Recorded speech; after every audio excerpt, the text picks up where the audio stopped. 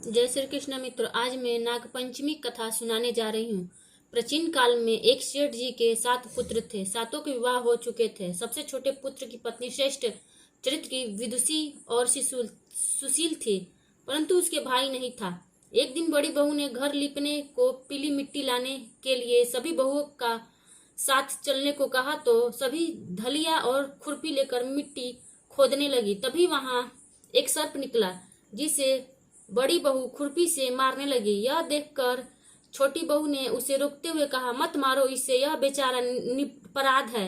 यह सुनकर बड़ी बहू ने उसे नहीं मारा। तब सर्प एक और जा बैठा।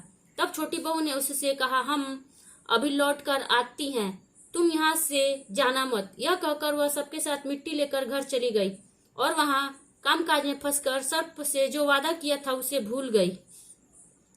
उसे दूसरे दिन वह बात याद आई तो सबको साथ लेकर वहां पहुंची और सर्प को उस स्थान पर बैठा देखकर बोली, सर्प भैया नमस्कार। सर्प ने कहा, तू भैया कह चुकी है इसलिए तुझे छोड़ देता हूँ, नहीं तो झूठी बात कहने के कारण तुझे अभी डस लेता। वह बोली, भैया मुझसे भूल हो गई, उसकी क्षमा मांगती हूँ। तब सर्प बोला, अच्छा तू आज से मेरी बहन हुई और मैं तेरा भाई हुआ, तुझे जो मांगना हो मांग ले। वह बोली, भैया मेरा कोई नहीं है, अच्छा हुआ जो तू मेरा भाई बन गया। कुछ दिन व्यतीत होने पर वह सर्प मनुष्य का रूप रखकर उसके घर आया और बोला कि मेरी बहन को भेज दो। सबने कहा कि इसके तो कोई भाई नहीं था, तो बोला, मैं दूर के रिश्ते में इसका भाई हूँ, बचपन में ही बाहर चला गया था। उसके विश्वास दिलाने पर घर के लोगों ने छोटी को उसके साथ भेज दिया। उसने मार्ग में बताया कि मैं ही वही सर्प हूँ, इसलिए तू डरना नहीं और जहाँ चलने में कठिनाई हो वहां मेरी पूंछ पकड़ लेना। उसने कहे अनुसार ही किया और इस प्रकार वह उसके घर पहुंच गई। वहां के धन ऐश्वर्य को देखकर वह चकित रह गई। एक दिन सर्प की माता ने उससे कहा, मैं एक काम से बाहर जा रही हूँ, तू अपने भाई को ठंडा दूध पिला देना। उसे यह बात ध्यान न रही और उससे गर्म दूध पिला दिया, जिसमें उसका मुख बेतरह जल गया। यह देखकर सर्प की माता बहुत क्रोधित हुई, परंतु सर्प के समझाने पर शांत हो गई।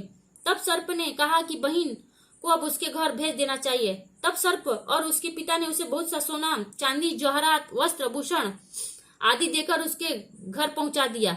इतना ढेर सारा धन देकर बड़ी बहू ने ईर्ष्या से कहा, भाई तो बड़ा धनवान है, तुझे तो उससे और भी धन लाना चाहिए। सर्प ने यह वचन सुना तो उस सब वस्तुएं सोने की लाकर दे दी। यह सुनकर बड़ी बहू ने कहा, इन्हें झाड़ने की झाड़ू भी सोने की होनी चाहिए। तब सर्प ने झाड़ू भी सोने की लाकर रख दी। नाग पंचमी पर कैसे करें नाग देवता की आराधना।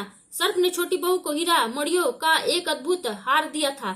उसकी प्रशंसा उस देश की रानी ने भी सुनी और वह राजा से बोली कि सेठ जी की छोटी बहू का हार यहाँ आना चाहिए। राजा ने मंत्री को हुक्म दिया कि उससे वह हार लेकर शीघ्र उपस्थित हो।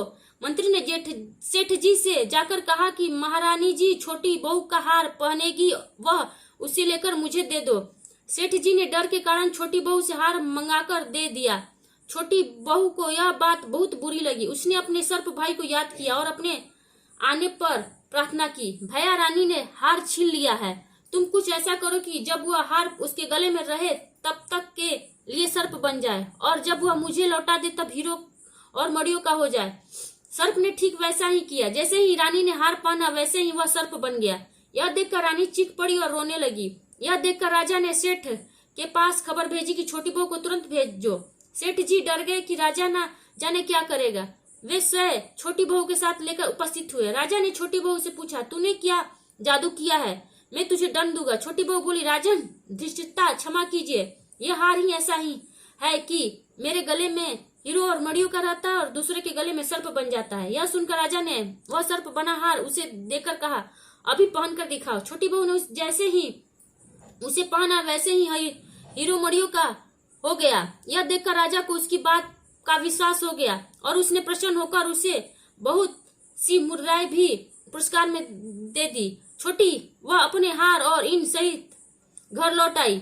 इसके धन को देखकर बड़ी बहू ने ईर्ष्या के कारण उसके पति को सिखाया कि छोटी बहू के पास कहीं से धन आया है। यह सुनकर उसके पति ने अपनी पत्नी को बुलाकर कहा, ठीक ठीक बता कि धन तुझे कौन देता है। तब वह सर्प को याद करने लगी।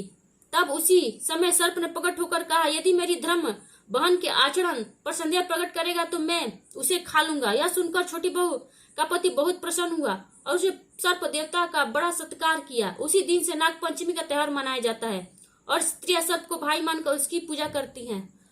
वीडियो पसंद है तो लाइक करें, शेयर करें, सब्सक्राइब करें।